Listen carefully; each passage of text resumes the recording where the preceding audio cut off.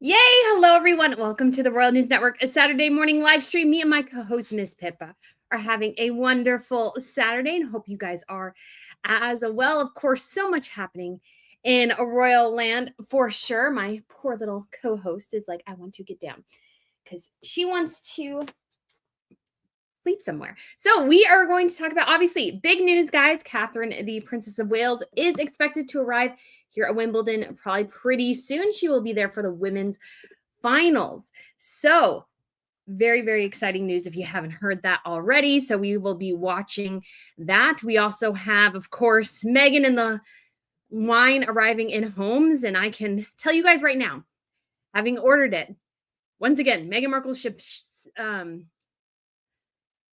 what is it? I'm blanking on the word. Anyways, fulfillment. Meghan Markle's fulfillment system still sucks because I got my notification that had shipped 2 days late. It was supposed to ship on the 9th. It didn't ship until the 11th.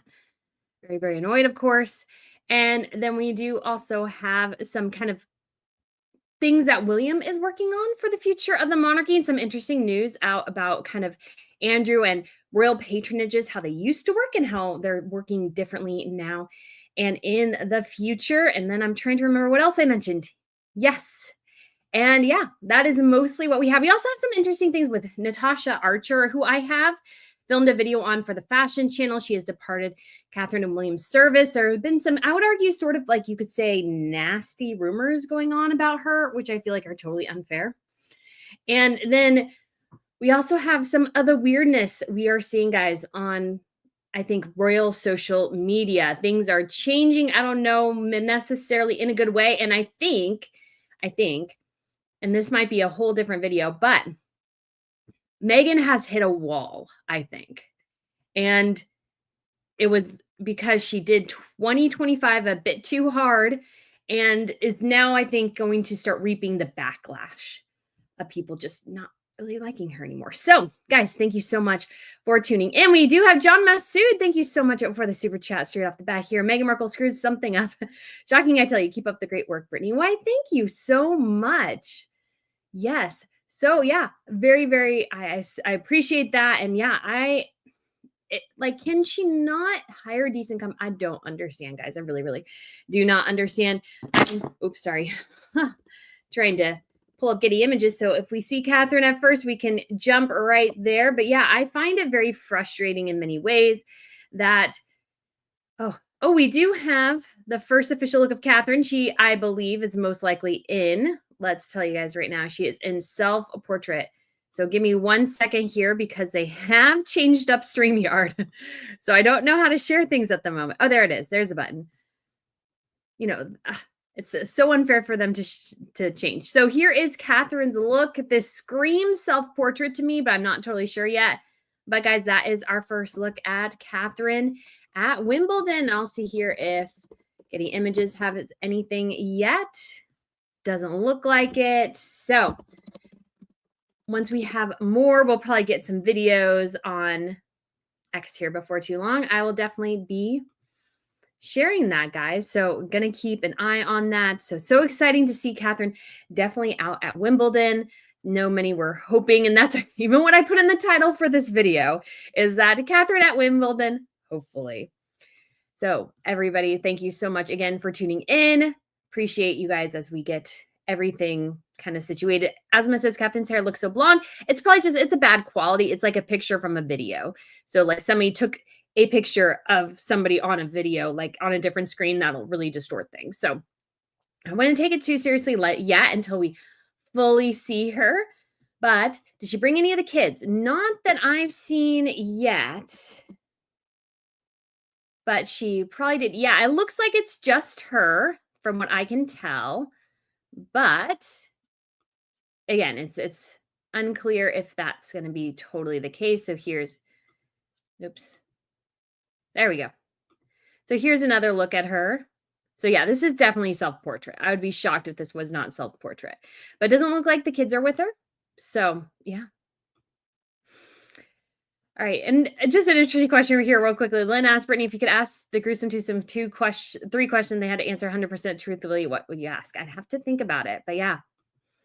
It's a good question. It's a good question, but let's go ahead and get into the whole Rosé situation. And guys, I was doing a research for my Jessica Mulroney video, and you'll have to excuse me, I didn't include the Crown Report on it, in part just because I was trying to get it done quickly. I have some things coming up, so my time is a little bit limited.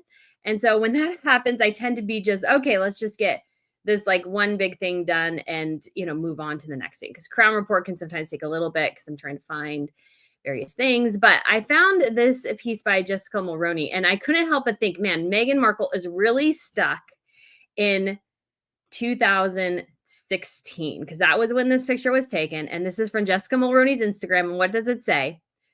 Rosé all day. All day with my girl and vacation vibes. And this was actually Meghan. This was Meghan. And so the picture probably is Jessica, but Jessica was hanging out with Meghan at this time. And I saw that. I was like, oh my gosh, it's so true. Meghan is so stuck in 2016 because Rosé, although it's a thing, people like it or whatever, it's at the same time, it's just not as huge or something that especially wine people really consider. It's like a introductory thing to wine.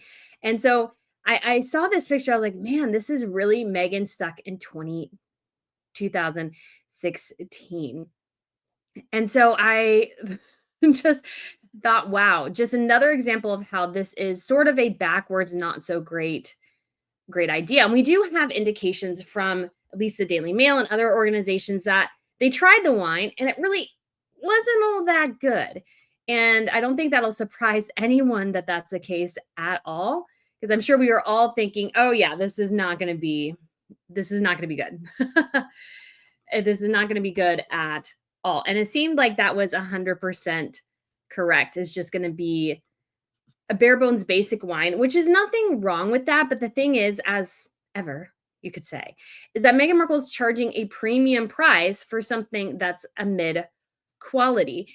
And you've got to be so careful about that. I just speak from just a business perspective, because when you're caught overly charging for something that isn't worth that much, it really does tend to tick people off. And she forced you not to just buy one of it. She enforced you to buy 3 of them at least. And so if it's just mid and you're paying a premium, $120 for something that, you could just get at happy hours, how the Daily Mail described it. So here's their article. And so here's the acidic truth. So they basically called it acidic. And so they kind of described it a bit and then kind of shared that it came from Fair Winds Estate. And the wine was shipped from California, I noticed. Upon opening the package, they discovered the 3 bottles of wine nestled between 2 crate cartons and were shaped like bottles. We'd give it to the Duchess. Nothing broke on its way from California to New York. Bravo. But nearly $30 per bottle, we would hope that wouldn't be the case. Each bottle was wrapped in a thin white tissue paper, which frankly felt a little cheap, and sealed with a gold and white sticker with the As Ever logo stamped on it. So if you're curious, this is how. To me, guys, this looks super cheap. It really does.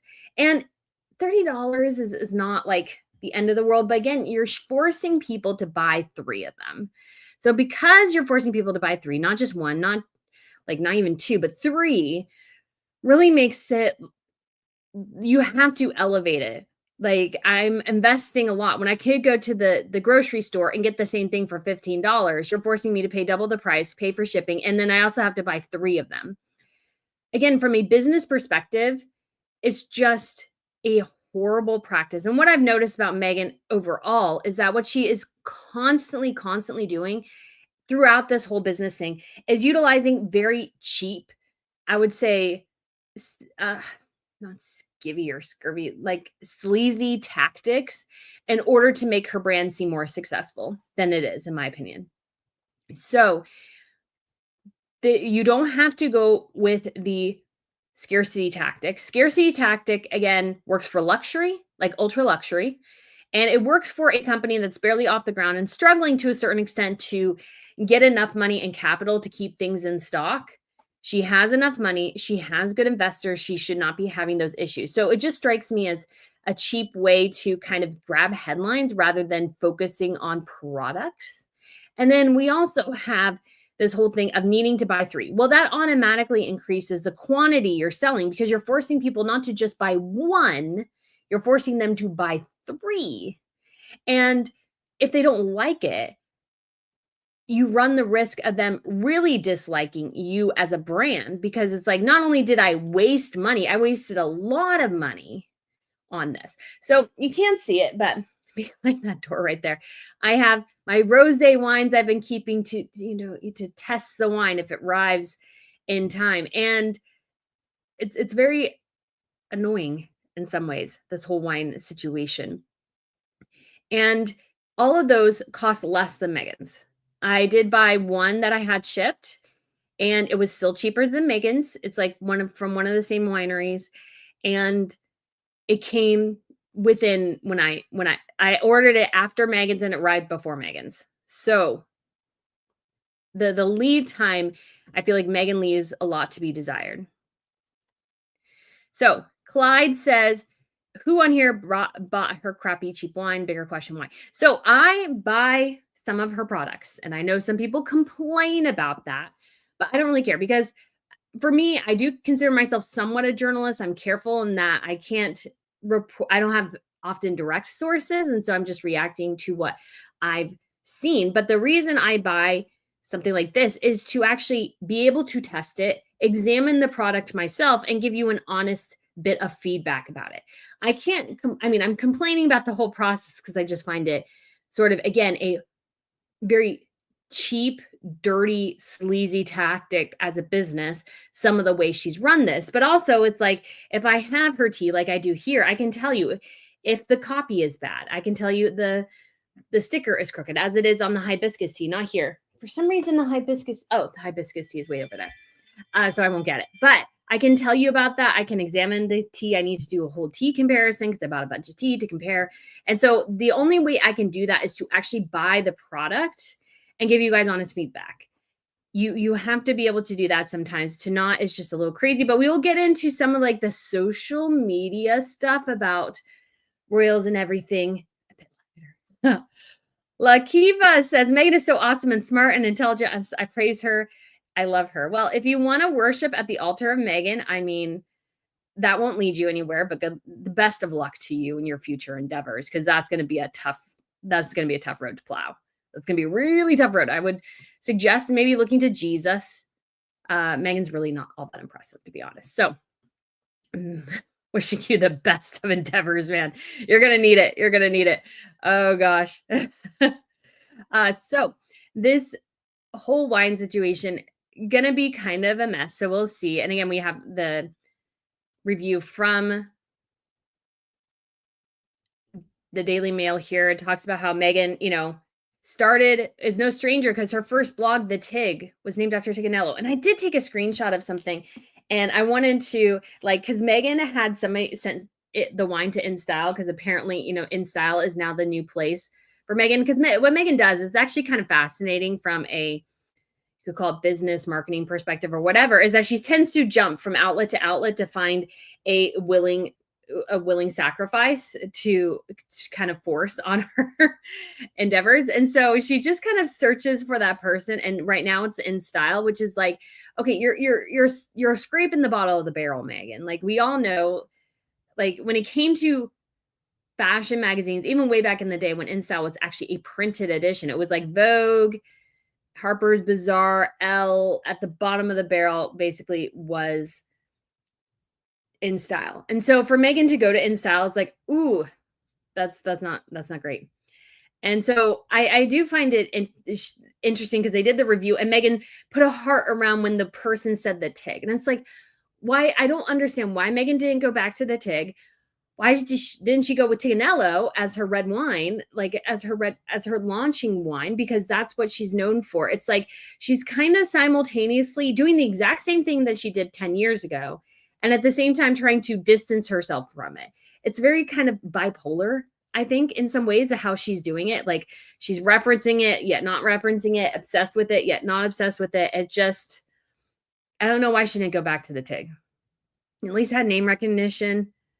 As ever, she's going to be endlessly, although I think the TIG is also a horrible name. So here's the thing about it. So This is their review. It says, our first sip left a lot to be desired, as it honestly didn't taste like much. The wine was smooth, but we couldn't easily detect the notes of stone fruit.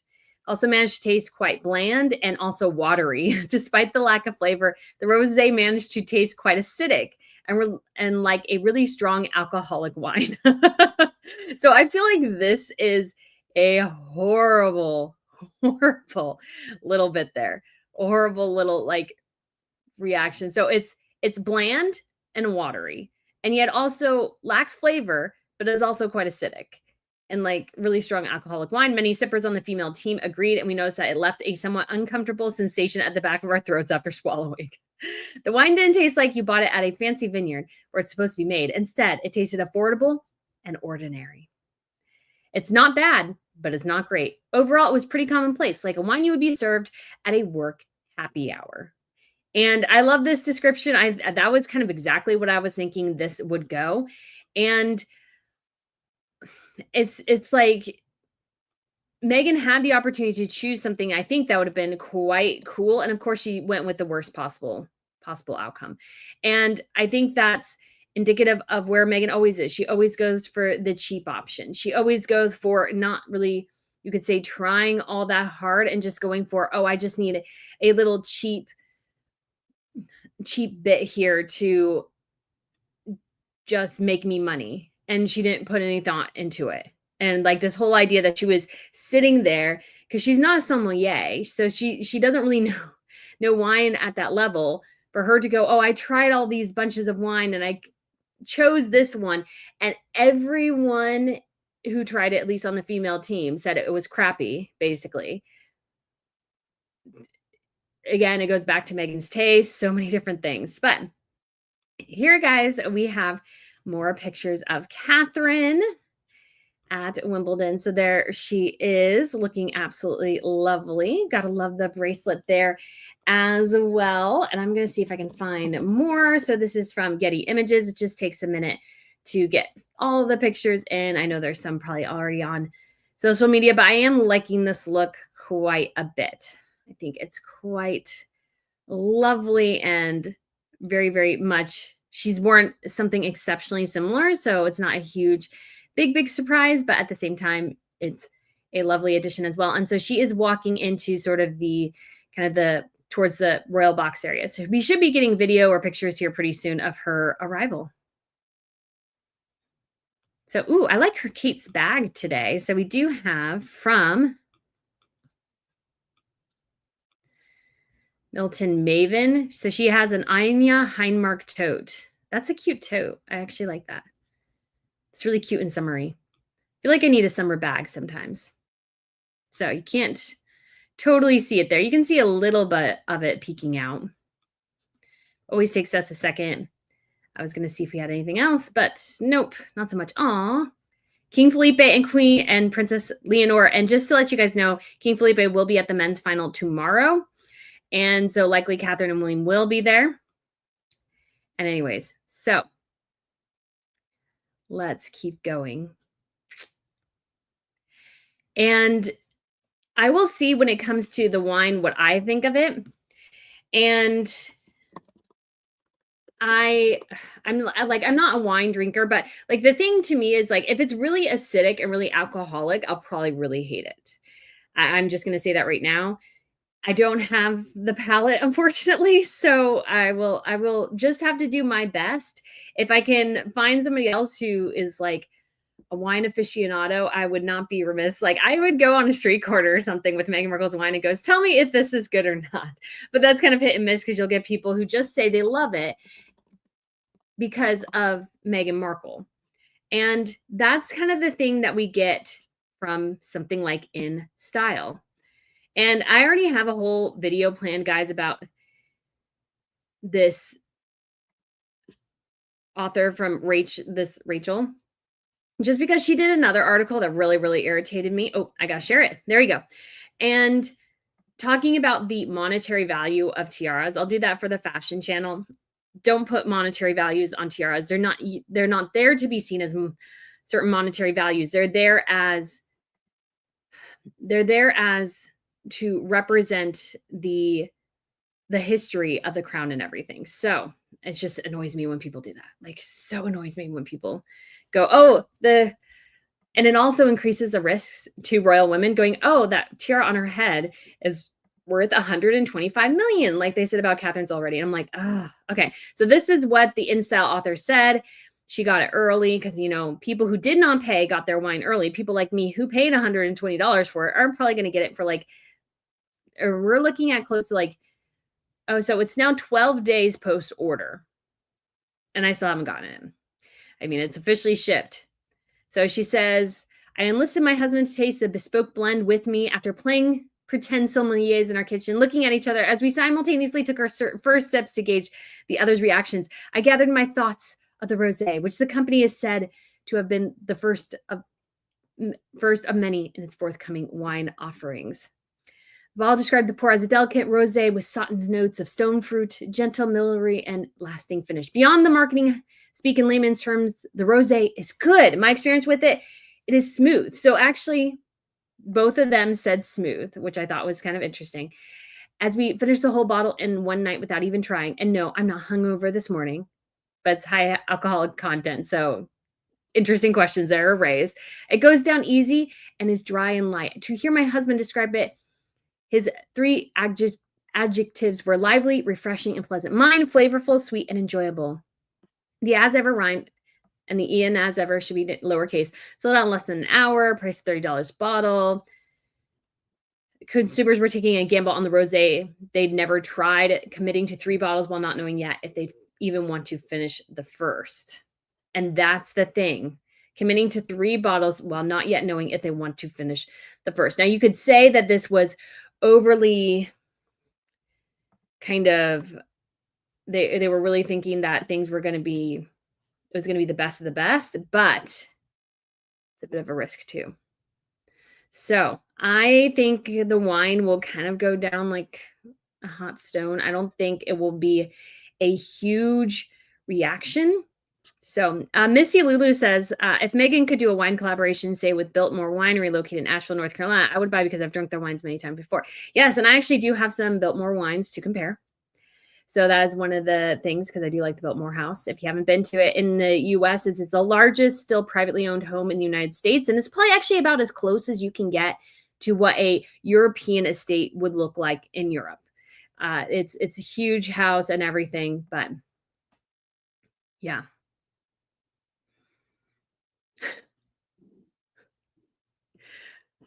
Love. Oh, this is just so funny. Like Kiva says, looks, I'm not mad, but please go buy Meghan's wine. Help, please buy 3 bottles. You can't even buy it anymore. It's gone, honey. It's already gone. You can't even buy anymore. It's actually annoying because I was looking at my order thing and you kind of look at it and it says order more. And it's like, how? I can't order more because that's how the Meghan set this whole thing up, is that you can't bother more. And so, yeah. And guys, I don't mind people who are, maybe a bit of Harry and Meghan fans hanging out as long as they're respectful. They can say whatever they want in terms of how much they love Harry and Meghan. Just makes you look a little foolish. Just gonna say, I would say at this point, just publicly, it just doesn't benefit anyone from being too friendly with them, to be quite honest. And I think that we're seeing the reaction to that in so many ways is that, and this has been sort of the interesting thing that we've seen this week, I feel like, is a situation where Harry and Meghan, I think especially Meghan, she's hit a block. She overdid it to such an extent that she's totally overexposed anymore. And then we have, guys, the full look from Catherine here. Hold on just 1 second. I got to get that little thing up because I was just going to see what looks like. She's wearing slingbacks here. But yeah, this is another self-portrait dress. Very similar silhouette to what she wore earlier this week when they hosted France for the state visit. And so it's a very, I think, lovely silhouette. I think is a very flattering one to her. So I'm so glad to see that she's at Wimbledon. So glad that my prediction last night when I was like, hopefully she's at Wimbledon, it works. And so I'm really hoping that it's like so excited to see her back there at Wimbledon. I'm going to keep an eye on social media, guys. So if there's any videos of her, because I haven't seen her kind of walking in really yet. So, yeah. X is just a mess. You just get so many things on X sometimes, and not the things you're wanting. I keep wanting to hopefully get more on Catherine. I just haven't as of yet, but it is coming. It doesn't look like she's taken her seat in the I don't know if you want to call it stadium or arena yet. So, or on the court, I guess she hasn't taken her seat at court side yet. But as soon as she does, we'll try to see if there's video to it. But yeah, I really like her bag. I think this is a really great look for Wimbledon. A very, like, it's almost identical to the green one she wore a couple of years ago. But white is good for it being outdoors. It's actually was very hot yesterday. It was like almost 90 degrees in London yesterday. So you saw people boiling in the stands. And so I'm sure she's glad to come on days where it's not quite as hot. Because we still don't know exactly, what are the implications of, some of her surgery and everything. So I'm sure she appreciated that. It looks like it looks like she's wearing her Cartier Trinity earrings again. So it's been interesting this year for Catherine. I feel like for her style, there's so much here that Catherine is really kind of sticking with her like particular favorites and not really kind of changing things up too much, which I find very fascinating. And so I feel like we see a big switch there in her fashion in some ways. And it may just be for a while until she kind of, feels more comfortable or what have you. And so, yeah, we will see where Catherine goes with her style. But it's been kind of, I would say, almost sort of uniformish to a certain extent. So it's been kind of fun to see her just checking it out. Patricia says, I'm not surprised to see Markle supporters finding your channel. You are being quoted on several other channels now, even using your photo. Oh, wow. I don't know if that's good or bad. So Alienated says, Brittany, what is she wearing on her right hand? I think it's just a bracelet. So it's a bracelet that she's had before. Like she's had similar styles before. So it seems to be one that she's kind of liking sort of this bangle. So I think she has one that's more like, I don't know if you want to call it, I can't remember the brand, but she has one in like, I think like amethyst or something and those sorts of things.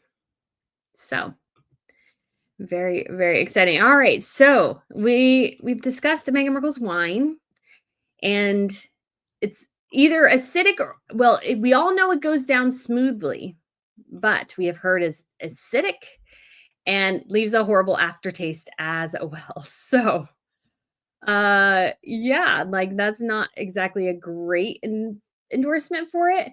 And if she was going to again sell it at, let's say, $15 a pop, maybe it would work. But if it was selling for more than that, then she's running into the thing where she is kind of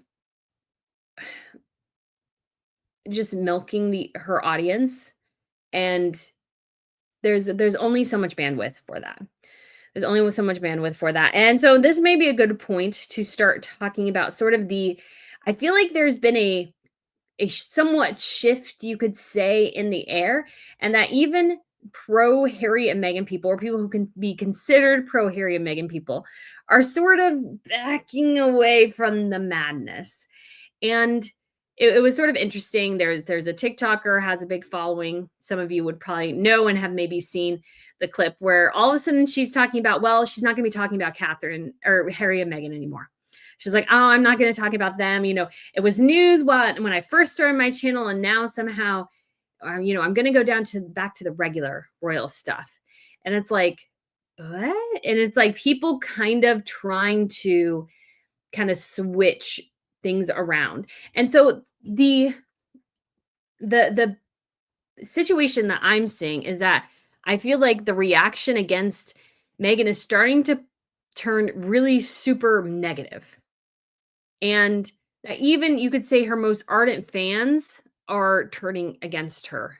and starting to not even want to cover her. And I see this a bit in the royal space as well, is that some people, like, you can no longer have any criticism of Catherine and William. And if you do, then it's like a massive backlash type of thing.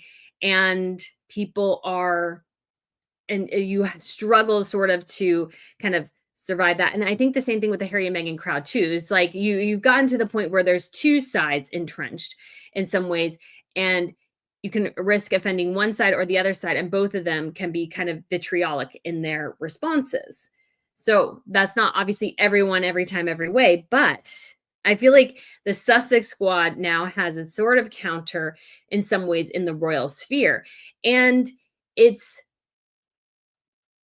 coming to this situation where I think even people who have been commentating on royals, and I felt this a bit myself, don't even want to do it quite as much because people are getting so reactive to things and not really kind of being as productive in conversations, you could say. Because this person on TikTok was starting to talk about how they weren't going to do that much about Harry and Meghan. And they were always, and this is the thing you should always worry about with anyone, they were always neutral. If you saw the neutrality, then you were just smart enough to pick up on the nuances. Okay, guys, that line is complete BS in my opinion. If somebody's telling you that, they have an agenda, basically. And I think it's so important to kind of address that in so many ways, because if somebody is telling you they're not biased and that you just were nuanced enough to pick up on the unbiasedness, then they're basically gaslighting you. They have their bias. The thing is, I always own my bias. I always own my bias. That way, when I'm talking, you can say, oh, we know she's not a fan of Harry and Meghan. And we know she discusses things about Harry and Meghan. So when they're looking at it, they can go, okay, I'm evaluating that information, and you could say yay or nay. And you can kind of see where I'm coming from. But I also try to give a lot of sources. I try to be fair in my analysis and everything. Oh, and I keep leaving that question on. I'm so sorry. I took it out, forgot to take that off. And so when it comes to all that, I think it's very important for people to know that people have their biases. And if somebody's telling you they don't and they're unbiased, they're probably lying to you. They probably are.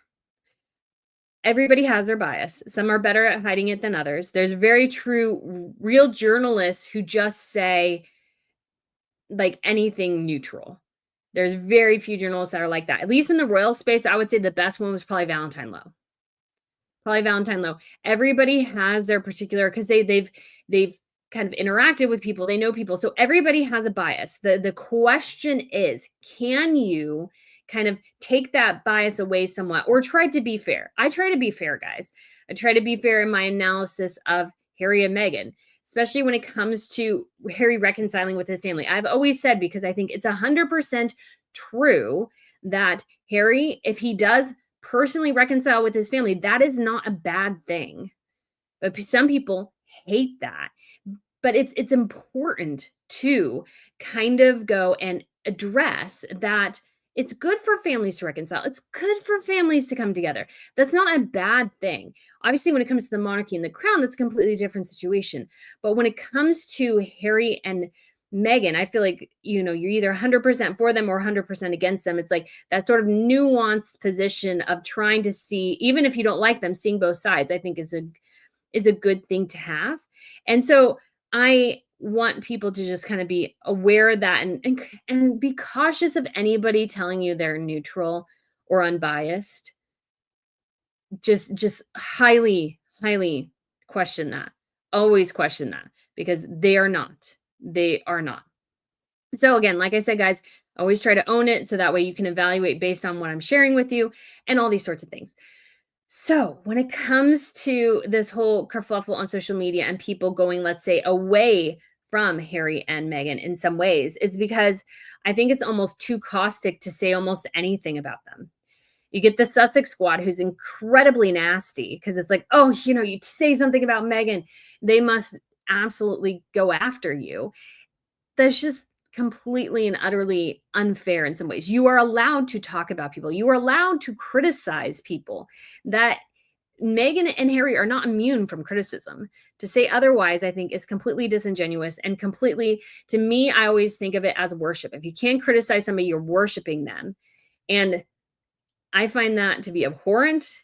And I would say the flip on the royal side as well. So, an example this week, and I feel like, again, this is completely unfair to her. It's Natasha Archer, because she decided to go ahead and depart the royal household. And she wanted to set up her own consultancy firm. And she set up a social media. And of course, there's people analyzing her followers on social media. And my thought always is, why? Who cares? Like, she's allowed to do what she wants. She is not beholden to something specific when it comes to that. She can do kind of the what she wants in that particular situation. And people have found, like, oh, she follows accounts that don't like Catherine. She follows a friend of Meghan's, like the makeup guy, Daniel Martin or whatever. She follows him. And oh my gosh, she's a bitch, an ultimate traitor to Catherine and William, and yada, yada, yada. I'm like, no, she's a business person, people. She's a business person, because I think what I've seen is that there's become such a kind of a, whatchamacallit, a fan stuff to Catherine and William in some ways, in addition to Harry and Meghan, that we get this sort of caustic reaction where you must 100% be against them, or 100% for them, or 100% against them. And that's just not true. Natasha is a professional. Daniel is a professional makeup artist. If she wants to work with him, if she wants to have the connection with him, they probably met while he was working with Meghan. You know what? They don't ever have to talk about Meghan, people. They don't have to talk about Meghan. Not everything is about Harry and Meghan. There's a bigger world out there. And she's a professional. She wants to have connections with professional people. Does that mean she brings confidence? No. She's been there for 15 years. Why would all of a sudden she do it now? She has small kids. Her husband still works with the royals. I mean, I even saw somebody tell me on X, it was like, oh, some people are talking about how Chris Jackson would get somehow better pictures of Harry and Meghan than Catherine and William. I'm like, no, like, what are you talking about? That's not even a thing. She's hardly ever seen, like, Chris hardly ever photographs them anymore. It's rare that Chris is ever in, like, the same country to photograph them. And so I'm like sitting there going, what is going on here? So I feel like there is a toxicity that has developed within the royal space. It's especially in whatchamacallit, X, where you see it a lot. Maybe not so much on YouTube, but you see it a lot on X. And I just do find it very, very unfortunate. I do find it very unfortunate, because we should be able to talk and have fun about royals. I like to talk about royals. I will be positive about them. I will criticize them, even the ones I like. And the reason for that is I don't worship them. And I'm not really, you could say in some ways, a fan the way, I don't know why, or like a stan, because I like royals. I like the history and the pomp and ceremony and all these sorts of things. And I like sort of discussing the impact of Harry and Meghan and what it means on different things and those sorts of things. But I don't worship them. I don't want to worship them. And so they are all open to criticism. That has always been my stance, 100%. And that goes for everyone. And so I just wanted to be clear on that, because I feel like there's so much noise going on right now, is that I like talking about royals. I actually like talking about the business aspects of Meghan, because I hope somebody finds that helpful somewhere down the road. But there's a space in there. And I like been thinking about this, and I don't know if it's coming out quite right, but we need to be able to have fun with royals again. I feel like some of the fun has been taken out of things because everything has become so caustic. And you even see that's why people are backing away from Harry and Meghan, because it's too caustic, even if you're positive about them, to talk about them. Or the scary thing, guys, for Meghan especially, is that it's not paying to be positive about Meghan Markle. It's not paying. In fact, being negative about Meghan is paying more, because you're actually seeing more and more, like, news outlets like Megyn Kelly. She has, Maureen Callahan, she has Link Lauren and stuff, and they're starting to talk about Harry and Meghan quite a bit. And so you're even getting more and more people talking about the Harry and Meghan situation, to such an extent that Harry and Meghan are wildly overexposed. This might be why we're seeing less of Meghan on social media, because somebody's like, oh my gosh, this is getting really bad. And so you need to take a step back. And she might actually be listening to her people this time. But I actually think what we're seeing as well is that the baby twerking video, the baby mama video, number one, it's because it blew up for a hot second, but she's gone back to exactly what she was doing before, and she's hardly seeing any growth again. And I think she's still at force, like, because it took her a while to finally pass the 4 million mark. And let me pull it up here real quick. Yeah, so she's still at 4 million, but she did, the baby mama twerking video, and then she's going right back to what she was doing before. So this is all stuff Meghan was kind of doing before. Lame pictures, overly, like, obviously photo shoot style pictures, which are awful. And then we have kind of the more natural ones, but everything else has been the same. She hasn't changed at all. And so she's seeing the reaction here. Let's see where she's at right now. Yeah, barely past 4 million. And so people connected with that little bit of realness in baby mama, for good or ill, they did. But at the same time, she is not moving the pendulum in any way, shape, or form in any other direction. It's all of a sudden, it's like one in there and then gone.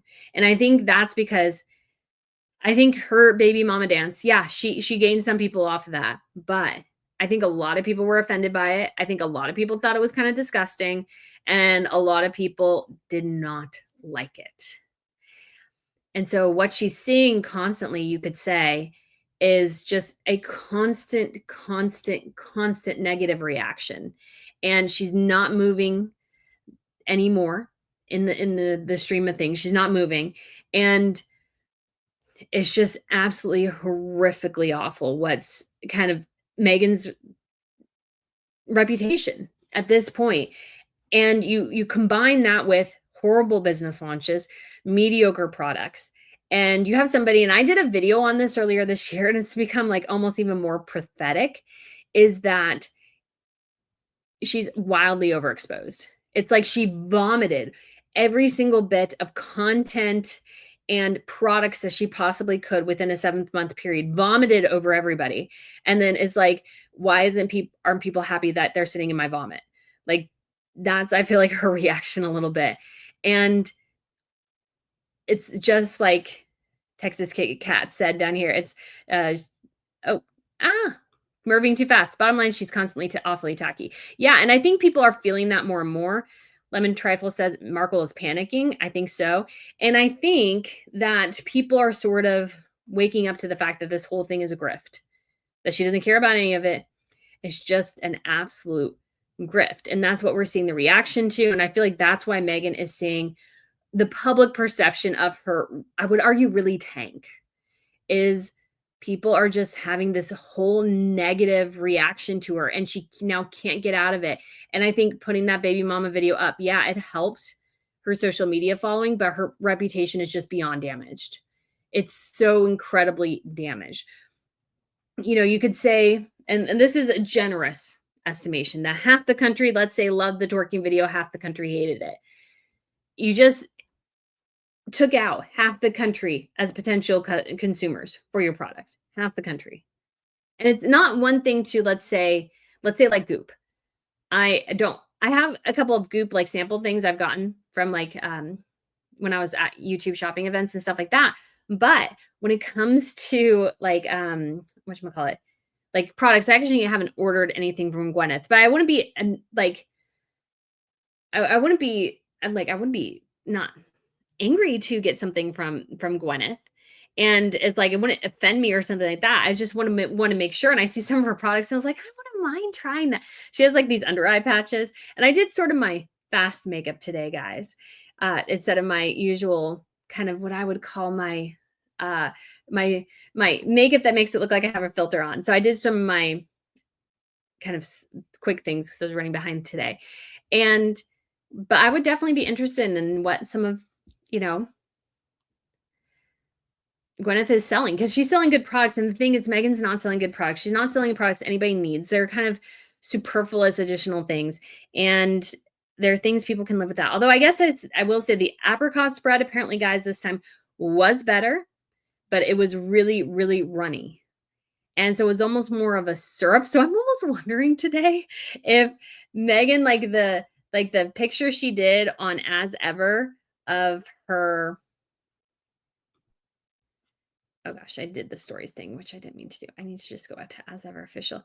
That if this, I don't think it's true. I think this is syrup. But I was just thinking this. It's like, I was thinking to myself, is this syrup or is this the apricot spray? Because apparently it's this runny.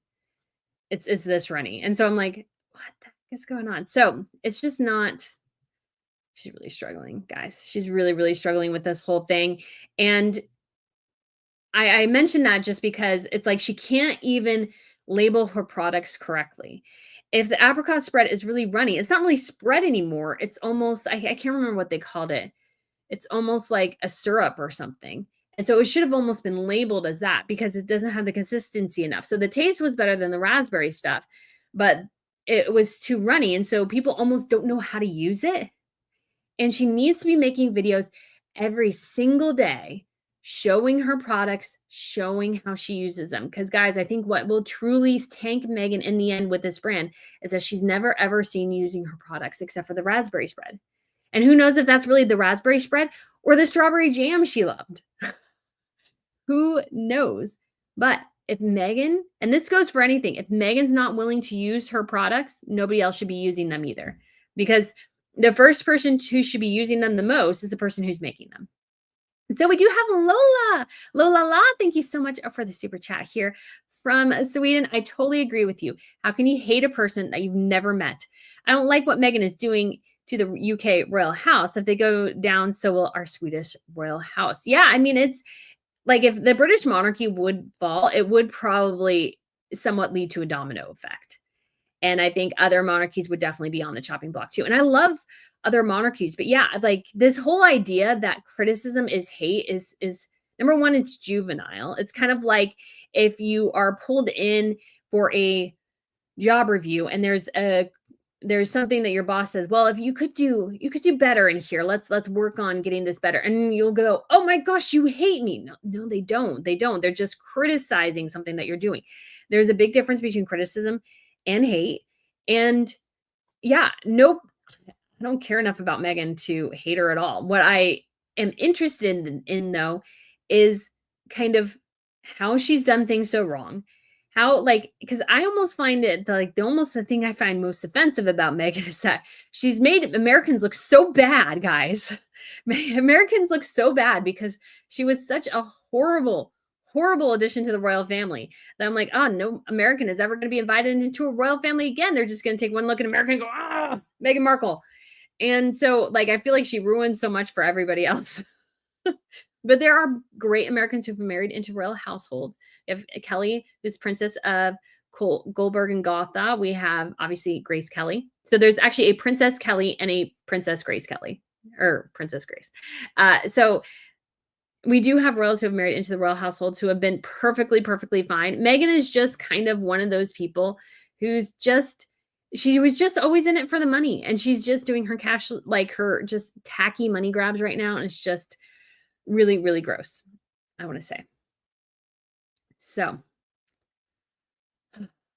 yeah, it's just totally terrible, totally disturbing, totally so many different things. Yeah. Tamara says, no hate for Meghan. She's not worth it. Amusement, though. So entertaining. Yeah, exactly.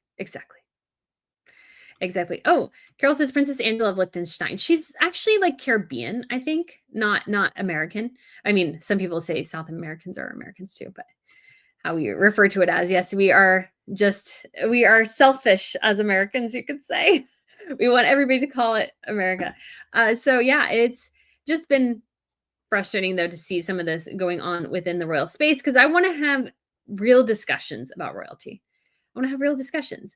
And so I want to be able to talk about royals, criticize them, support them or whatever. Because guys, how boring would my videos be if every video was, oh my gosh, this is great. Oh my gosh, this is so great. Oh my gosh, this is so great. It'd be incredibly boring, guys. It'd be really, really boring. So I want to be more interesting than that. I try to be more interesting than that. I mean, people can say it's good or bad. That's up to them. But I try to make things look a little bit more interesting. So that is just how I do things, guys. But obviously others do things a different way. But that was been on my mind for a while, this whole kind of disintegration going on in the royal sphere. And I'm like, okay. I've seen a lot of people who are, get backlash for things that they really shouldn't. So it's always frustrating to see, but let's look and see if we have anything updated from Wimbledon here. See if somebody's put we do have a little short video of Catherine arriving and greeting, how she always does, guys. So hold on one second. Share this tab instead and add to stage. There we go. Whew, that was loud. So there she is. Very, very nice. Obviously, guys, yeah, not super exciting, but you can't really see her though, unfortunately. Let's see if I can keep guys finding some more here. So she probably has entered. I've heard she's entered the official staging area. So we do have another video here from a different angle of her greeting some of the people working there behind the scenes.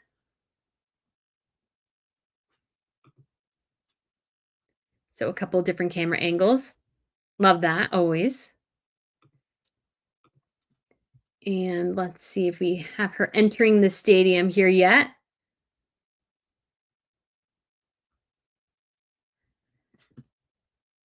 Not yet, but it might be in images. They'll probably be shared later. But just very, very great moment as well. Always so exciting. And Sophie, of course, as well, guys, kind of there representing King Charles on the 30th anniversary of the genocide in Bosnia and Herzegovina. So I think it's been great to see her on and about and doing something so important. Obviously, Sophie, if you don't know, she has a particular focus on women who have been assaulted within war conflicts. That's one of her things. Sorry, I'm trying to be careful with my wording because of YouTube. Yeah, because I did actually, guys, that whole video I did on Marisburg Homeby, I actually had like something limited with ad revenue from YouTube because of the sensitivities of the subject matter. So you have to be careful, but I don't mind at all because it was just such a important case to go over. And if you guys are curious about anything, so there is actually a bit of update on the Marisburg Homeby case. This is the son of the Crown Princess of Norway who has been basically kind of put up as a potential for criminal charges regarding a whole slew of things, 23 in all. And he was, I think, trying to sue somebody else for claiming that he had stolen a scooter or something. And that case did get dropped.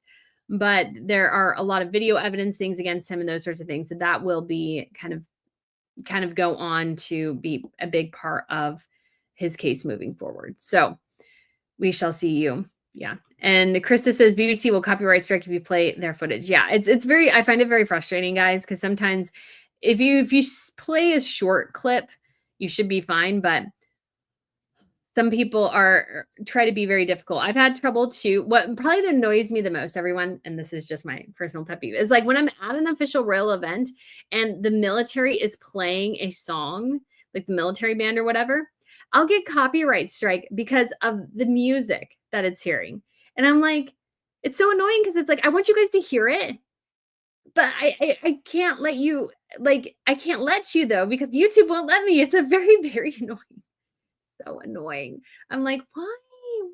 I'm like, I want people to hear what I was able to hear when I was there. And I feel like if I'm recording it and I should be able to play it. That's just my 2 cents. I recorded it at the event. I should be able to play it and have people not fuss about it. So, yeah. Anyways. So much again going on. Let's go ahead and look. And we do have a bit of an update that Donald Trump here will not be given an opportunity to speak in front of Parliament. We're showing just another video of Catherine here. And that's you could say a big deal. We'll see how that goes. Obviously, the state visit between the UK and the US is going to be a big deal. It's going to be only the second time the first time a US president has done 2 state visits to the UK. But it is kind of a special circumstance situation, although I don't think even Biden got a official state visit.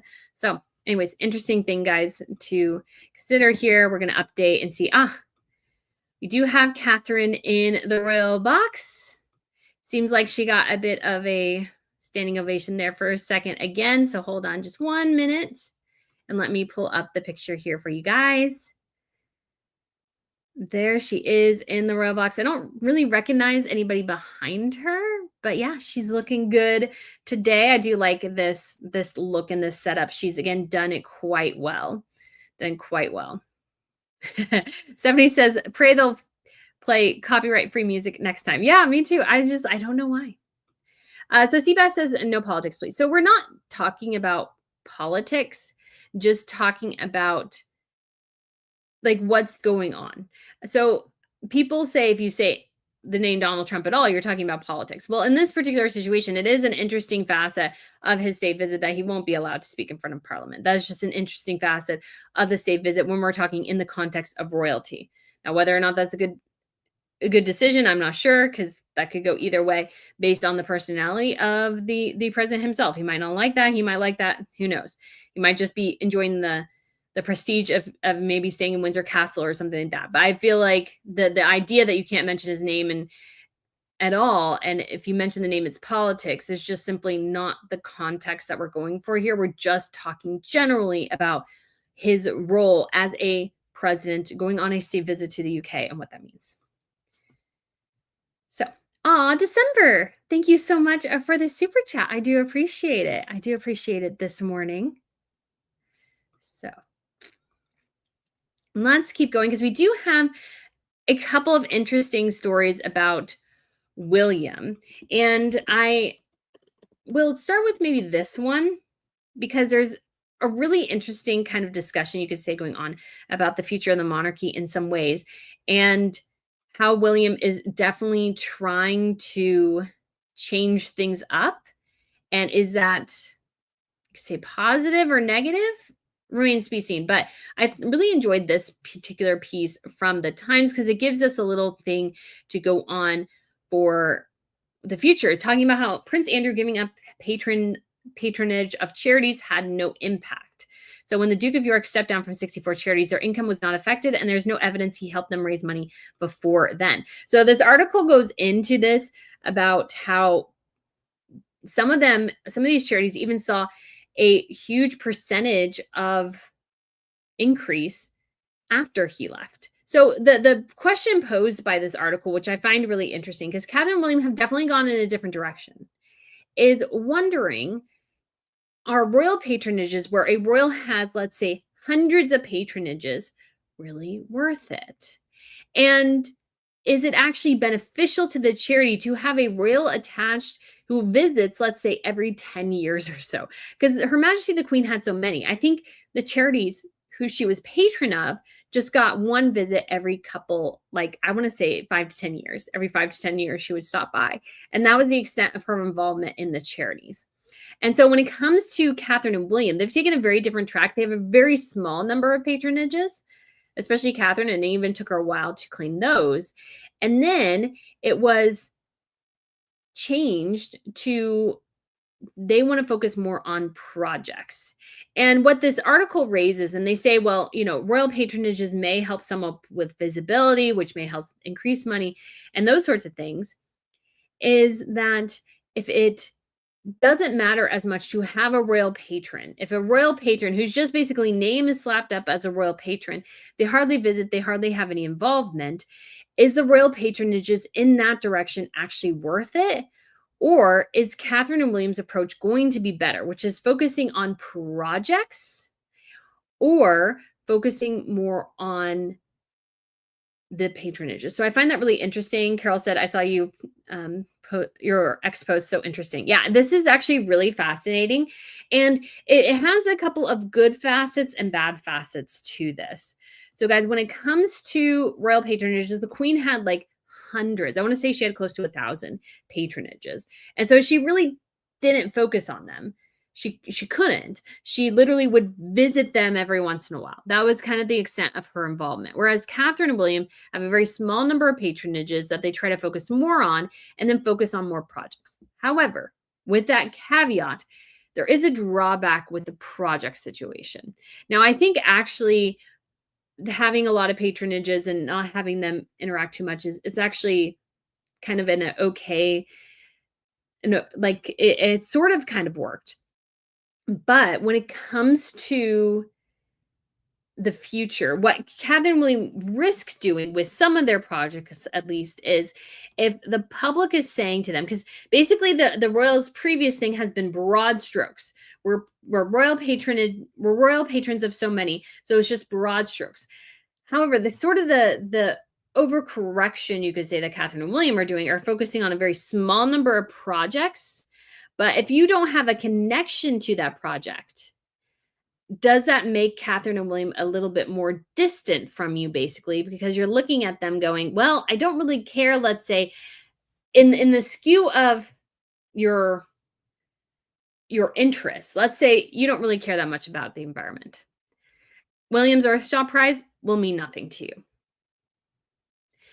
But if he's charities of 50 different things and at least one or two of those are of interest to you, that might be better. So this is an interesting sort of dynamic just to consider, guys, that sometimes at some points there may be something where you're like, oh yeah, like this is something that I really like or really want or whatever. But if you are somebody who is just going, I don't care anything about, I don't care about the early years, I don't care about Earthshot, I don't care about Farmers in Cornwall. Although I think Farmers in Cornwall is actually probably William's most widely accepted like project, because everybody needs stuff from farms, everybody needs produce and stuff. Then you risk sort of alienating the people who just don't see value in those projects, because that the Earthshot Prize might be a passion project for William, but 50% of the country might not care. Again, so it's sort of a kind of a careful balance to reach. What is it? So I think this will be an opportunity for William to kind of, he'll see this report, because this was actually like a really specific report. So they did like a lot of research and a lot of looking at this. So this was very, very much a well done report. So I think the report is good, and I think the report is accurate as far as I can tell. I haven't actually read the actual report, so I should say a caveat on that. I haven't read it, but it sounds right. So if this is true, so William has to look at his projects and go, okay, so some people will like the projects more, but some people won't. And so it all becomes a question, what are you willing to risk, and what benefit do you get from certain things? Because that's going to be, again, the huge $56,000 million question. And it's going to be a careful balance to walk.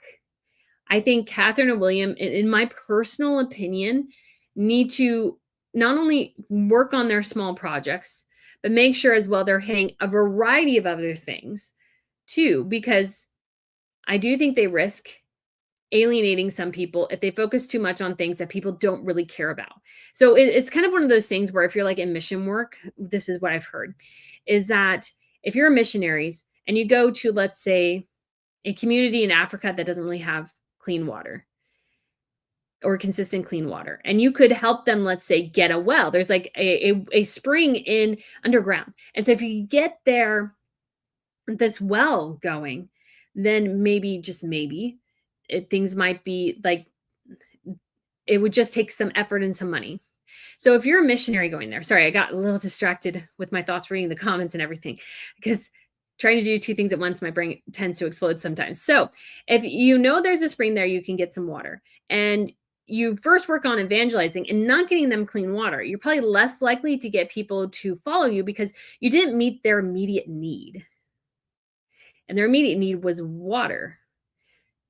And then the gospel can come later. That's not a terrible way to look at this situation too, which is that, yes, some people, their end all be all might be earthshot, but you also have the kind of counterbalance of some people going too hard on the environmentalism stuff, like the stop oil people, who you could kind of almost see kind of dragging earthshot with it a bit, not because it's trying to, but just because that's sometimes what happens is everybody lumps a whole group of people together in that way. So again, it's sort of, you have to meet the immediate needs and then other needs. So I would say earthshot is somewhat, you can argue, an immediate need, but it does depend on the person.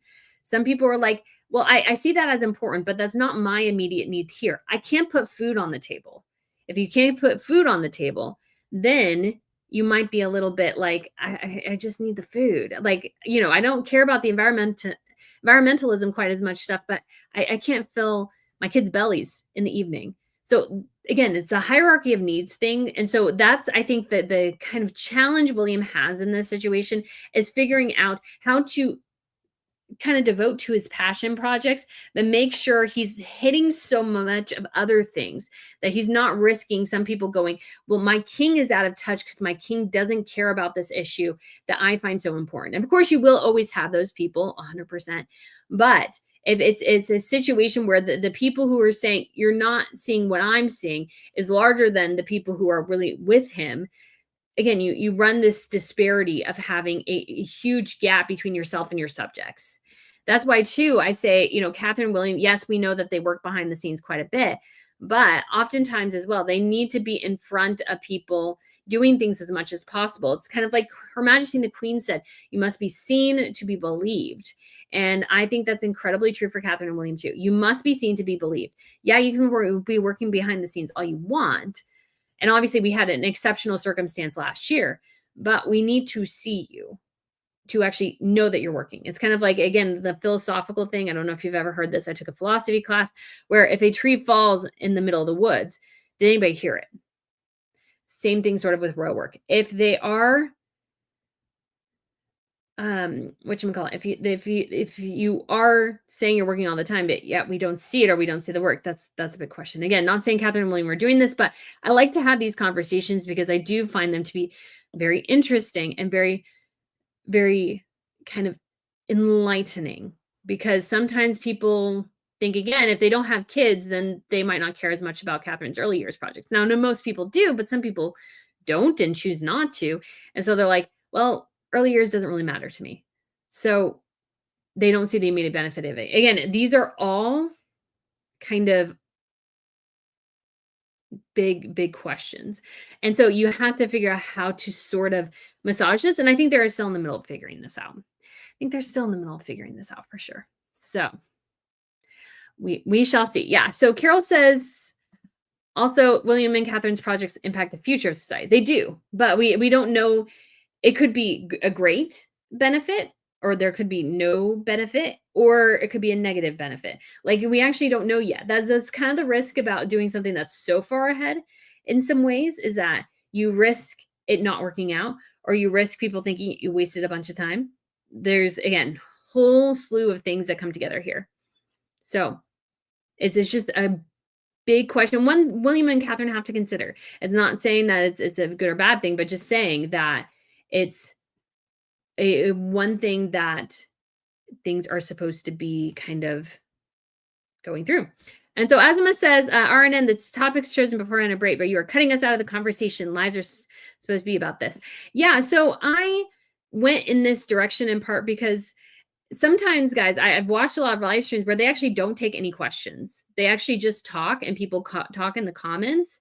And then at the end, they go through the super chats. That's how they do it.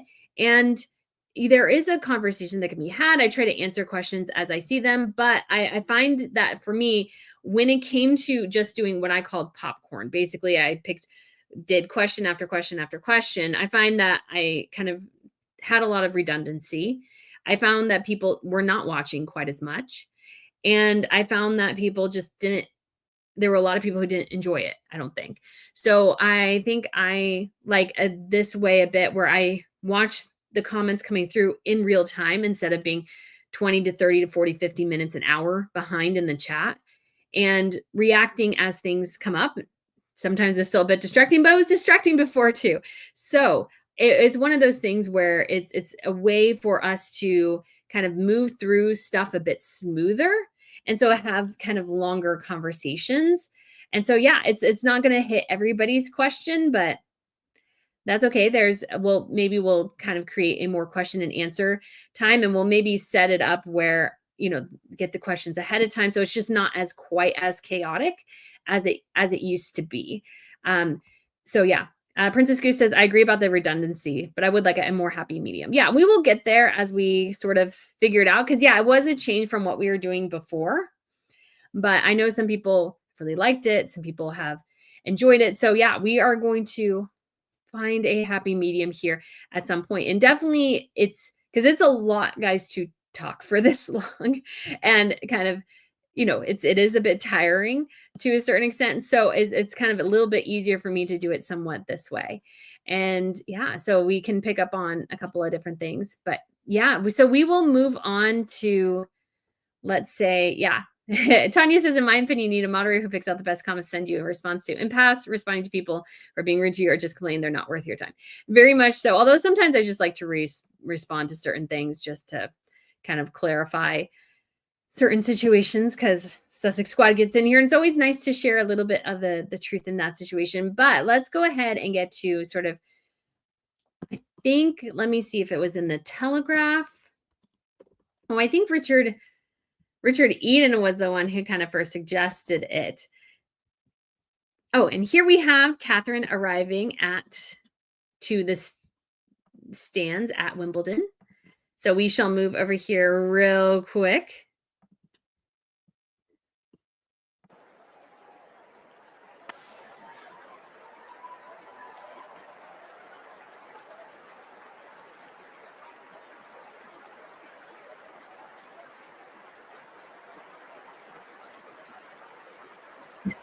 The little curtsy. Catherine waves to the crowd, which is very sweet. I hope tomorrow, like, the kids come. I think that would be so cool, especially because King Felipe will be there. And I always thought Charlotte was kind of looking at him like, because King Felipe is a bit of a silver fox, I gotta say.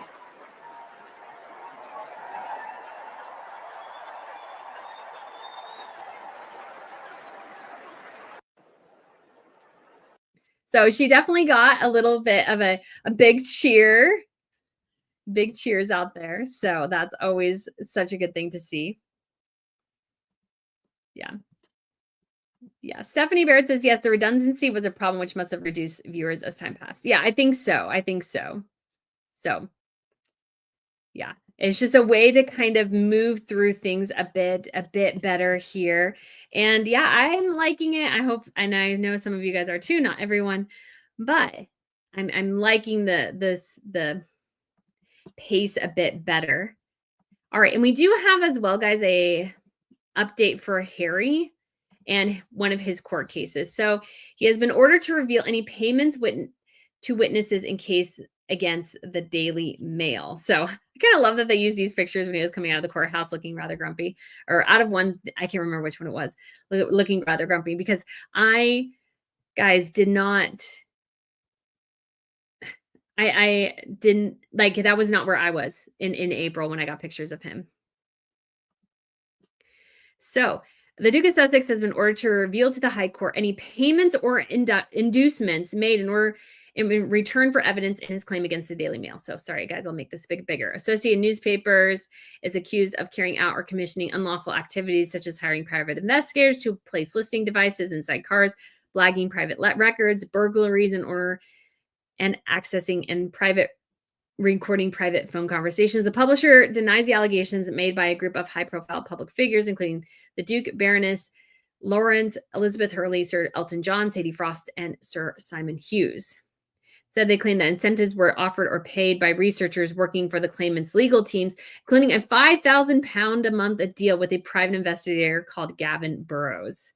In a ruling handed down on Friday, Justice Nicklin criticized the inconsistent and incoherent approach made by the claimants to providing such evidence, declaring their explanations unconvincing. He said there were serious questions to be answered about the status of the claimants' research team, particularly the documents they held and whether there had been adequate disclosures. The judge ruled that the group should search for and hand over any documents that suggest that Mr. Burrows or any other potential witness has skin in the game, which is kind of a reference. It's kind of funny.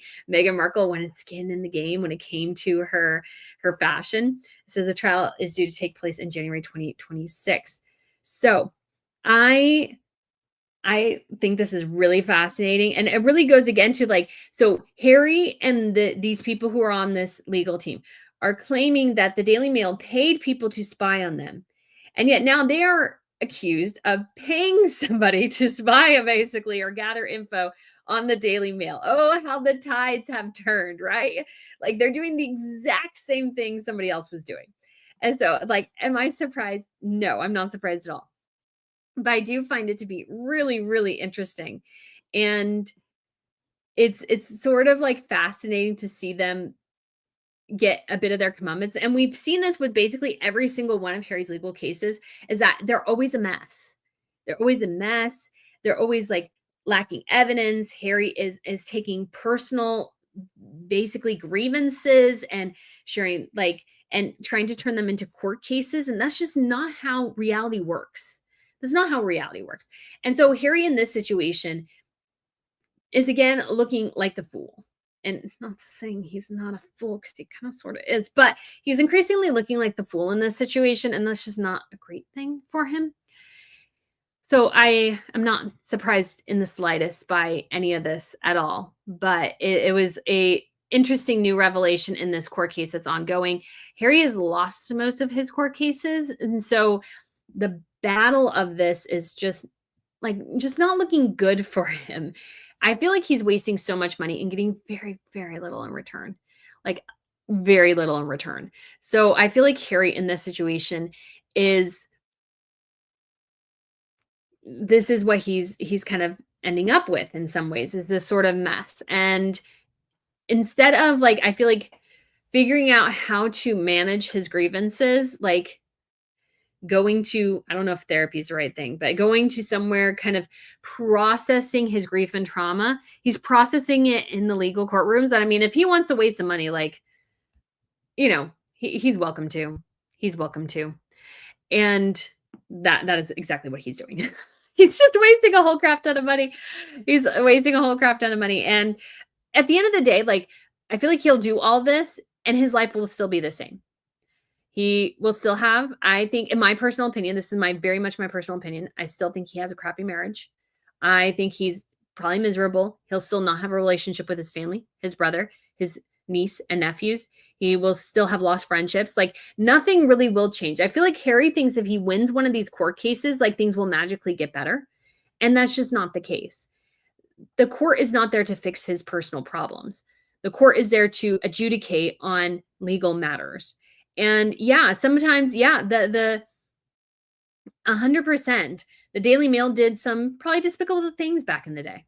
They did. They decided to do some despicable things. And yeah, it didn't work out for them. And they paid the price for that. And Harry is just trying to like get his pound of flesh too. And sometimes it feels more like revenge. And revenge just never goes all that well, to be quite honest. It's sometimes better not to seek out revenge in that way, because you kind of end up wasting your life hoping that the revenge and the money you gain from it fixes your problems, when that's just not going to be the case. That's just not going to be the case at all. And so it's poor Harry, and like the poor fool in many ways. It's just not going very well, you could say. Just, yeah. So I really do feel for Harry in some ways, because I think his life is a mess and he wants to blame the world for it when it was him. Like you still see the reluctance of Harry in interviews and discussions on the breakdown of his family to recognize that he is at fault for his situation. It's not his wife in some ways, although she 100% contributed. And it's not his father, it's not his brother, it's not the country, it's not the press, it's not anybody. He's the one who blew up his relationships. He is responsible.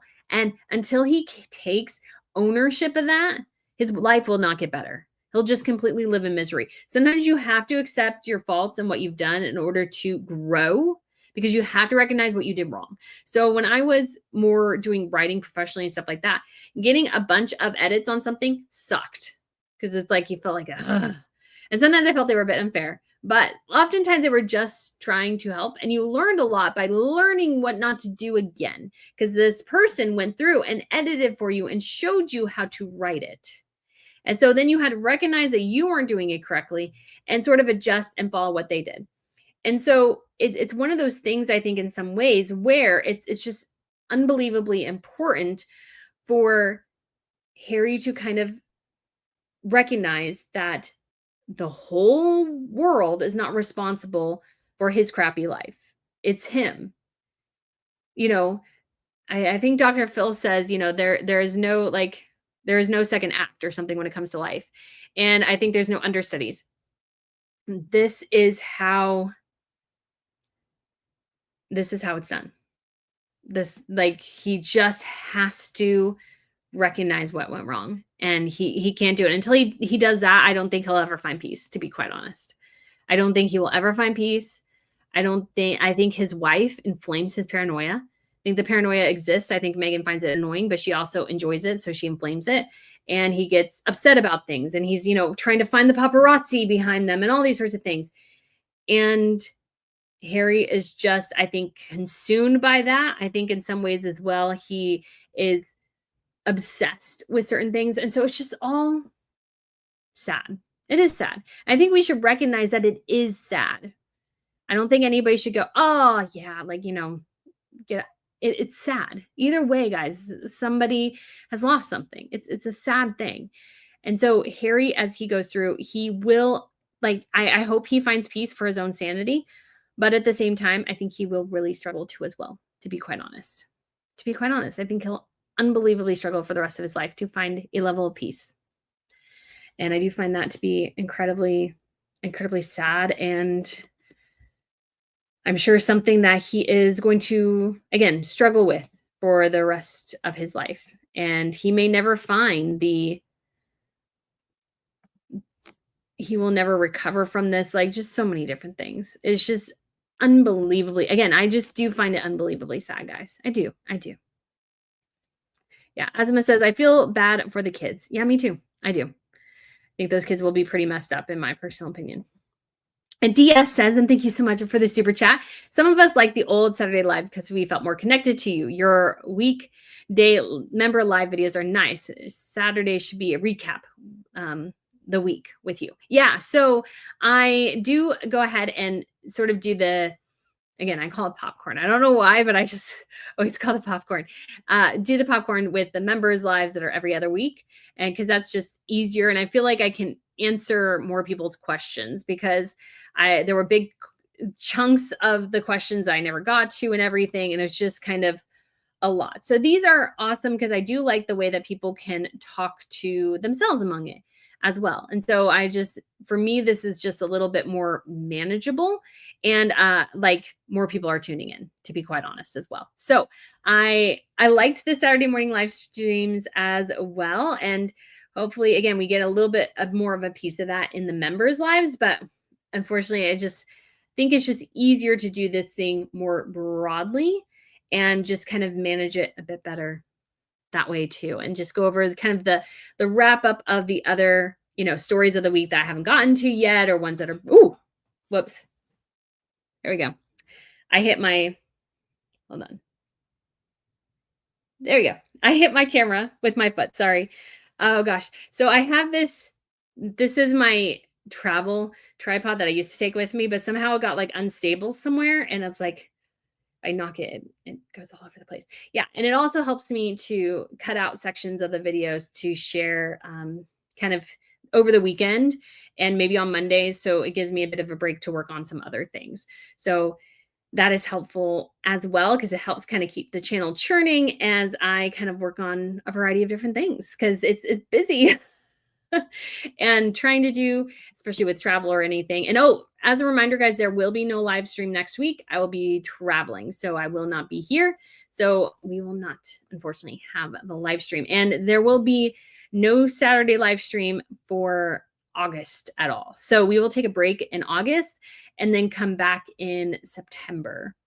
And so I just do that to give me a little bit of a break, and there's some events that happen in, August and those sorts of things. So yeah, we are going to definitely like adjust and have something new and exciting. So Princess Goose says, I'll never forget the taxi picture during their car chase, their fake car chase in Manhattan. Doria looked bored. Harry looked like anxiety personified with his cell phone gripped in his hands, and Meghan was smiling big. Yeah, that was really quite a stark thing. It's like, I feel like, and this is just my personal opinion, take it for what you will, is I feel like, oh, and I'm a little shorter. Darn.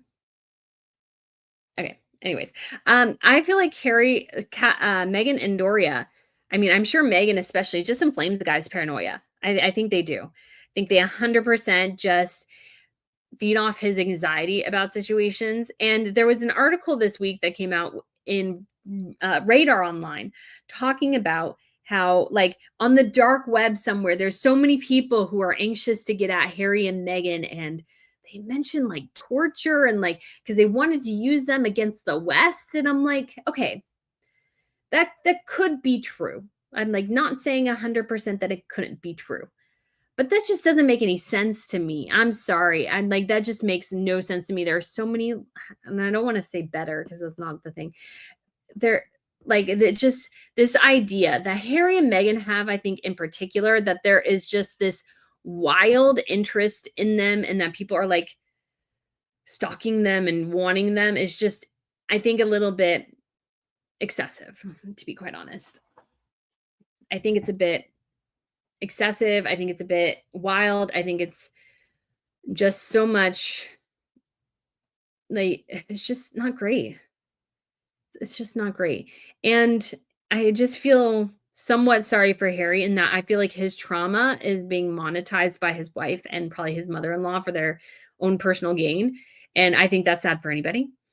I feel like Catherine and William have a much better grasp on reality than Harry does. And I just don't feel like there is this huge, like, back door somewhere online somewhere. People like constantly, you know, putting in for Harry and I'm sorry, I just don't believe it, guys. I just don't believe it. I just don't believe it at all. So let me know what you guys think, but I just don't think any of it is real. I just don't think any of it is real. Oh, Fiona Mackenzie became a YouTube member. Why, thank you so much. Fiona, I'm so glad that you decided to join. The members are always so fun. And like, we did a watch party last week. We won't do it this week because it definitely did take a lot longer than I thought it would. But we watched the first 2 episodes of The Tudors. I will have to reach out to you guys and let you guys decide, like, it's maybe one of those things where we just introduce, and if people want to watch more on their own, they can, because there's so many other shows and movies and everything connected to royals that we could have fun. Like, I wanted to do, guys, a live stream watching the Windsors. If you guys have never watched the Windsors, which is the satire on the Windsor family, that'll give you a good laugh. It'll give you a good laugh, especially because they really portray Harry as very, very dim. like childlike levels of dumb. So it's just kind of like, and that he draws with crayons and stuff. It's just very funny. I think some of the things they really, really get correctly. I think there was a coronation episode, but I've never seen it. I don't think it's been available in the US yet. I may need to try to utilize my VPN quite a bit to try to find it because I'm really excited. I really want to see it. So I just was curious if you guys wanted to kind of do a couple of different things. DS says, thanks for explaining. We love ya. Aw, change the topic. Dan mentioned Doria left Meghan. Your thoughts? Great question. I did see that somewhere else that somebody had questioned that as well. I haven't heard anything about that. But Doria, like, especially if you watch the video, let me see. Did she put it on Instagram? I think she put it on Instagram. Honestly, I don't think the women were ever close, really. I think Doria was convenient. I don't think Meghan has ever been that close to her. So let me see. Sorry, guys. I'm just trying to see. There was did she take it down? Oh, no, this is as ever. Excuse me, guys. Let me go back to Meghan. I was going to say, I was like, did she take it down? I'm pretty sure she posted it. So she had this video. Let's see if it's, I'm just going to watch a little bit of this, guys. So yeah, it's this one here.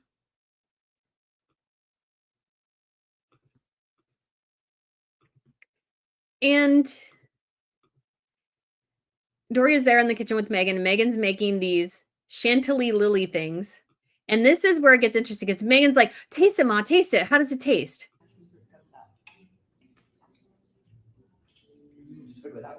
It's really good without. Because once you get to the bottom, it tastes like a banana. Is that your look of joy? I was like, and muted. Dun, dun, dun. So I watched that, and I feel like Meghan and Doria, Doria doesn't really like Meghan. She's not like reacting to her at all, or in the way I thought she would. So I just find it to be, guys, really, really weird. And you'll have to let me know what you think. But I just think it's super duper duper duper odd. I just think it's super odd. I don't think Doria has ever been that into Meghan.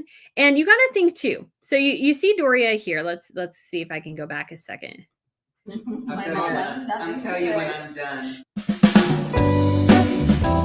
Sorry if I had the music on. Okay. So it's like you see Doria here, and then you compare that to the woman we saw in St. George's Chapel.